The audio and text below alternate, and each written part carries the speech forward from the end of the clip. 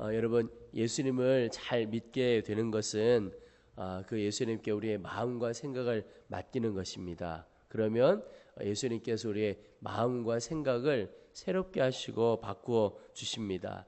눈을 바꾸어 주신다는 것이죠. 그래서 저는 예수님을 믿게 된다라고 하는 것이 눈이 바뀌는 인생이다라고 하는 마음을 갖습니다. 그래서 예수님을 정말 잘 믿게 되면 우리의 자녀를 바라보는 눈도 바뀌게 되어집니다. 어느 한 소년이 늘 학교 성적이 항상 꼴찌인 소년이 있었습니다. 그는 예술학교를 지원했다가 3번이나 낙방을 하게 됩니다. 그 아버지가 아들의 손잡고 집으로 돌아오면서 탄식을 했습니다. 왜 하필이면 우리 집에 이런 바보가 태어났을까? 그런데 그 소년이 바로 세계적인 조각가 로댕입니다. 어릴 때 모습으로 잘 모른다는 거예요.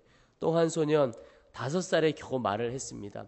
글을 잘 읽지 못해서 늘 주변으로부터 멍청한 아이다 이렇게 불림을 받았습니다. 그리고 수학은 늘 낙제였습니다. 어릴 때는 그랬습니다. 그래서 담임 선생님으로부터 이야기 듣기를 늘 저 아이는 환상에 사로잡혀 사는 그런 전능아다 이런 평가를 받고 결국에는 학교 퇴학을 당하게 되었습니다. 근데 이 사람이 누구냐면 세계적인 물리학자 아인슈타인 박사입니다. 우리가 지금 우리 아이의 모습으로 판단할 수가 없는 겁니다. 그래서 우리의 자녀를 바라볼 때 주님의 눈으로 바라볼 수 있게 되고 또 부모들이 우리 아이들을 볼 때 주님의 눈으로 바라볼 수 있게 해달라고 기도하는 것 참 중요합니다. 오늘 우리가 읽었던 말씀에 오직 주의 교훈과 훈계로 양육하라 그랬습니다. 여러분, 주의 교양과 훈계로 양육하는 것이 우리 아이들에게 예배 잘 드려라, 기도 잘 해라, 또 말씀 읽어라 이렇게 여러 가지 말로 하는 것이 아니라 주의 교양과 훈계로 가르치는 것, 바로 주님의 눈으로 우리 아이들을 바라보고 또 주님의 마음으로 우리 아이들을 대하게 되는 것, 그것이 바로 주의 교훈과 훈계로 양육하게 되는 것입니다. 그래서 주님의 마음과 주님의 눈으로 우리 아이들 바라보는 것, 이게 얼마나 우리 부모된 이들에게 중요한 것인가. 특별히 주님의 눈으로 바라본다는 것이 어떤 것인가. 구체적으로 보면 첫째가 이 자녀가 내 자녀가 아니고 주님이 맡겨주신 자녀임을 깨닫고 그 눈으로 우리의 자녀를 바라보는 것입니다. 내 소유라고 생각하는 모든 것, 사실은 주님께서 내게 허락해 주신 것이죠. 그래서 시간도 주님의 것이고 물질도 주님의 것이고, 그래서 11조를 드리는 것도 내 것이 아니고 다 주님의 것인데 라고 하는 그런 표현이죠. 믿음의 표현이죠. 근데 여러분, 우리의 자녀도 마찬가지입니다. 자녀도 내 소유가 아닙니다. 내가 마음으로 말로 표현은 그렇게 하지 않지만 대부분의 부모님들이 자녀를 내 소유라고 생각을 합니다. 그래서 자녀와 부모가 갈등을 겪는 많은 이유가 자녀를 내 자녀라고 여기는 것에서 출발합니다. 그래서 내 것이라고 생각하다 보니까 말도 함부로 하게 되고 자녀에게 화내게 되고 자녀에게 강압적으로 하게 됩니다. 다 내 거라고 생각하기 때문에 일어나는 일입니다. 그러다 보면 이런 경우가 발생합니다. 어떤 자녀가 이야기를 하죠. 왜 내 인생을 엄마 아빠 원하는 대로 살아야 되냐 이렇게 이야기를 합니다. 내 인생인데, 그런 이야기하는 것은 부모가 자녀를 통해서 자기의 욕구를 이루려고 하기 때문에 그렇습니다. 내 자녀, 내 욕구 이루는 도구로 쓰려고 하는 것이죠. 여러분, 내 소유라고 자녀를 생각하지 않고 주님이 잠시 맡겨두신 것이라고 생각하면 대하는 태도가 달라질 수밖에 없습니다. 주님께서 잠시 맡겨주신 자녀라고 생각한다면 주님의 뜻대로 길러야 하고 주님이 이끄시는 대로 가는 것을 기뻐하게 됩니다. 주님이 내게 양육을 맡겨주신 것이다. 그러면 대하는 게 완전히 달라집니다. 용납할 수 있게 되고 또 그 자녀를 주님께 맡겨드릴 수가 있는 겁니다. 내 자녀가 아니고 주님이 맡겨주신 것이니까 또한 주님께 맡겨드릴 수 있게 되죠. 어느 사춘기 딸을 둔 엄마가 가진 고민이 있었습니다. 한 집사님께서 고민을 말씀하시기를, 이 딸이 늘 성격이 까다롭고 고집도 세서 키우기가 얼마나 힘든 아이인가. 초등학교 다닐 때 늘 잔소리, 야단, 그렇게 이 아이를 키워갔습니다. 근데 딸이 중학교 들어가니까 이제 초등학교와는 또 차원이 다르게 달라지는 겁니다. 반항이 말도 못하게 심해지는 겁니다. 딸을 양육하는 일이 너무너무 힘들어서 하나님 앞에 기도를 하는데 주님께서 기도 중에 이 집사님에게 그런 말씀을 주시는 겁니다. 너는 왜 나를 믿지 않느냐? 이 집사님께서 깜짝 놀랐습니다. 제가 하나님을 믿는데 왜 주님을 믿지 못한다고 하실까? 그런데 보니까 딸을 키우는데 정말 주님을 온전히 믿지 못하는 것 같아요. 예수님을 믿고 예수님께 맡기고 예수님께 순종해보자, 그런 마음이 들어서 주님, 이 딸 주님의 딸입니다. 주님께 맡깁니다. 그리고 이 아이를 양육해 가기 시작했습니다. 처음에는 참 마음이 쉽지 않았습니다. 과연 주님께서 이 아이를 책임져 주실까? 주님께서 이 아이를 붙들어 주실까? 그러나 아무리 기도하고 생각해 보아도 도무지 내 힘으로는 할 수 없다. 주님께 맡기는 것밖에 길이 없겠다. 그래서 주님께 온전히 맡기고 주님만을 믿기로 했습니다. 그렇게 살아가다 보니까 주님의 마음으로, 주님의 눈으로 이 딸을 바라보게 되다 보니까 그전에는 이 딸이 성품과 기질이 참 나쁘다 이렇게 생각이 되었는데, 나쁜 게 아니라 자기와 다르다는 것을 알게 되었습니다. 이 아이는 이 아이대로 성품이 있고 나는 나대로 서로 다른 것이구나. 보니까 엄마인 이 집사님은 늘 어른들이 시키는 대로만 하고 살았습니다. 굉장히 순종적인 삶을 산 거죠. 그런데 딸은 누가 시켜서 하는 거, 그건 굉장히 싫어하는 겁니다. 근데 자기가 주도적으로, 그러니까 자기 마음이 동해야 하는 거죠. 그래서 그런 일에는 아주 열정을 가지고 하는 것을 알게 되었습니다. 그래서 이게 내 딸의 기질이고 장점이구나, 그대로 그냥 받기로 했습니다. 그 다음부터는 이래라 저래라 말하지 않기로 했습니다. 대신에 기도하기로 했습니다. 하나님, 하나님의 딸입니다. 주님께 맡겨드립니다. 학원 가는 것, 또 공부하는 방법, 여러 가지 선택하는 일에 그 어떤 상황에서든 먼저 이야기하지 않고 본인이 선택할 때까지 기다려주고 기도했습니다. 그리고 아이가 잘못하게 되었을 때 먼저 섣불리 야단치지 않고 주님의 마음 품고 격려하고 축복해 주었습니다. 한참을 그렇게 지나다 보니까 서서히 변화가 일어나는데 학교 성적도 조금씩 올라가는 겁니다. 이제는 꽤 괜찮은 성적을 갖게 되었습니다. 그런데 중3이 되어서 이 딸이 요청을 하기를 일주일만 자기만의 시간을 달라고 하는 겁니다. 이제까지도 자기 마음대로 살아왔는데 또 특별히 일주일간 자기만의 시간을 달라고 하는 겁니다. 예전에는 무슨 말도 안 되는 소리냐 막 그랬을 것 같지만 주님께 맡깁니다. 그렇게 했으니까, 그래서 주님의 딸 소원 들어주라, 그런 마음을 또 주님이 주셔서 그래, 그러면 일주일간 너만의 시간을 주겠다.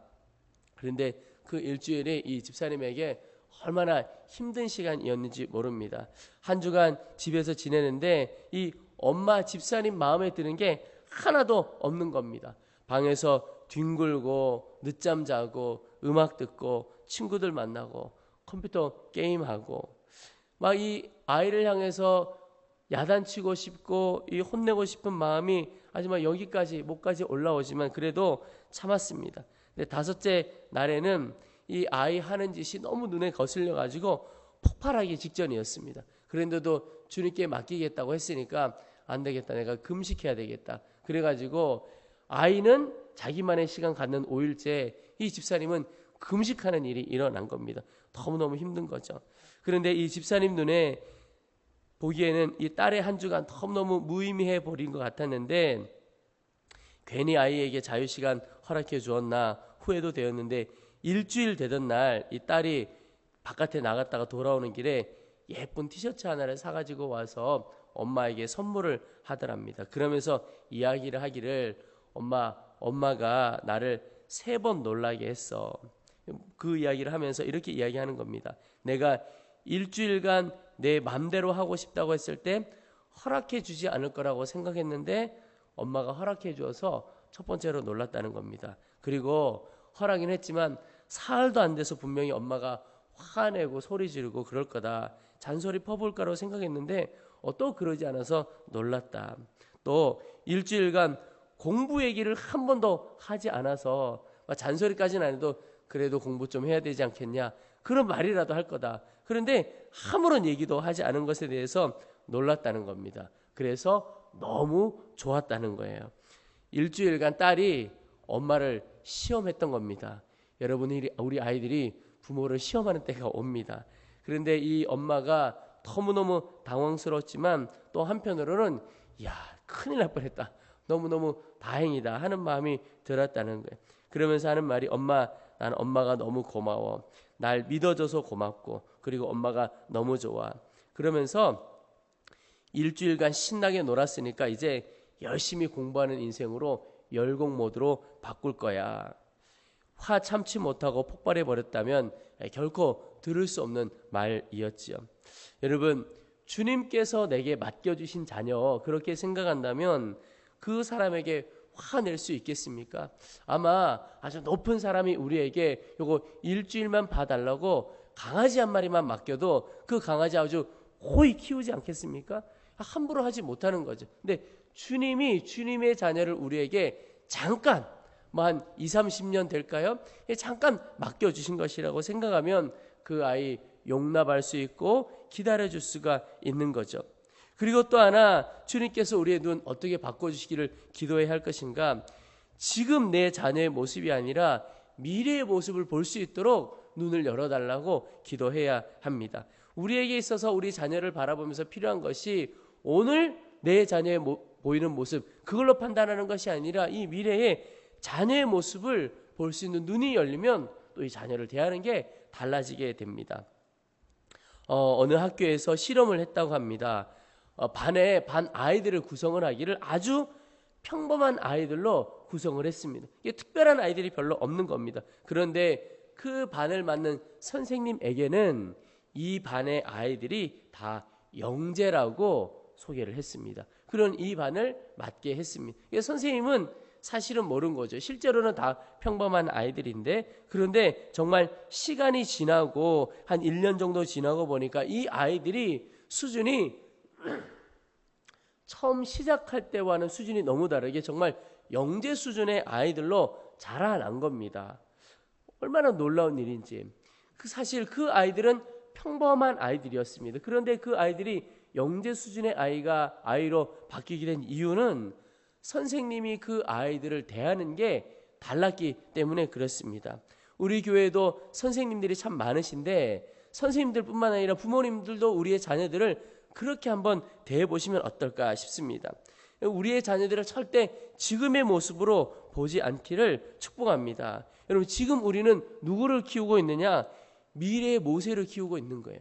미래의 여호수아를 키우고 있는 겁니다. 또 우리나라로 말하면 미래의 김구를 키우고 있고 미래의 안창호를 키우고 있고 또 신앙적으로는 미래의 웨슬리 목사님과 같은 사람을 우리가 키우고 있는 것입니다. 여러분, 그렇게 바라보면요 달라지게 됩니다. 제가 우리 어른들에게 우리 자녀들, 우리 교회 학교 아이들 사인 미리 받아놓으라 이런 말씀 드린 적 있지요. 왜냐하면 지금은 우리가 보기에 코올리기 아이 같아도 나중에 이 아이 만나려면 비서 통해서 겨우 시간 잡아서 만나야 되는 그런 아이가 될지도 모르는 겁니다. 근데 우리의 자녀를 볼 때도 그 눈으로 바라보는 겁니다. 지금 내가 보기에는 마음에 드는 게 하나도 없습니다. 이 아이가 커서 도대체 어떻게 될까 걱정이 되고 근심이 될지 몰라도, 그러나 이 아이 인생 하나님께서 너무나 귀하게 쓰시고 이 아이의 미래가 어떻게 될지 알 수 없는 것이구나.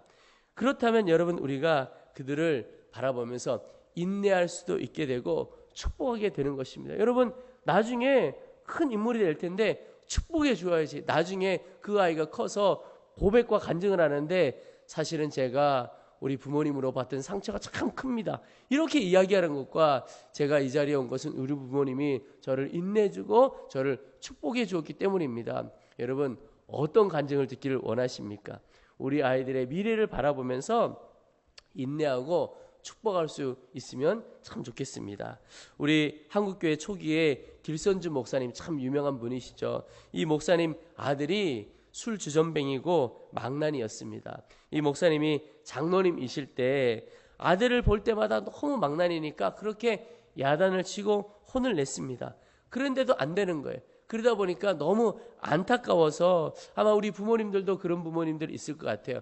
너무 안타깝다 보니까 책망을 하다가 자기도 모르게 늘 저주의 말을 하는 겁니다. 너 커서 어떻게 될래? 너 이렇게 하다가 뭐 빌어먹고는 살겠냐? 어떻게 하겠냐? 뭐 이런 저주와 같은 이야기를 하는 거죠. 그런데 그렇게 할수록 아들이 더 빗나가는 겁니다. 이 장로님 마음에 큰 근심이었어요. 그런데 어느 한 번은 그것을 늘 옆에서 지켜보던 한 선교사님께서 그 길손주 장로님에게 아들을 저주하지 말고 축복해 보십시오. 그런 조언을, 그런 권면을 하시는 겁니다. 이 길 장로님께서 그 말씀을 하나님께서 내게 주시는 말씀이구나, 그렇게 받았습니다.